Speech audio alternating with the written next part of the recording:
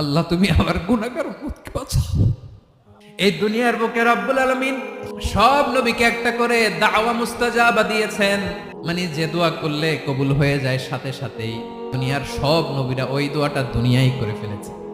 বিশ্বনবী বলবেন, আল্লাহ ওই স্পেশাল দোয়াটা দুনিয়াতে করি নাই, আজকে আমি তোমার দরবারে দাঁড়িয়ে কিয়ামতের দিন ওই দোয়াটা করছি। আল্লাহ, আমার যে উম্মতের হৃদয়ে যাররা পরিমাণ ঈমান আছে, আমার একটা উম্মতকেও তুমি জাহান্নামে ঢুকাতে পারবা না।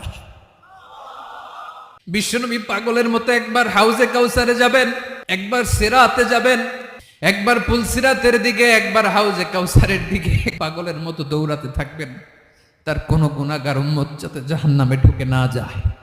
উম্মতি বিশ্বনবী আমার জন্য কাঁদবেন, আপনার জন্য কাঁদবেন, আমাদের জন্য সেদিন কেঁদে কেঁদে জাহান্নামের দরজায় দাঁড়িয়ে আমাদেরকে টেনে টেনে জান্নাতে ঢুকাবেন।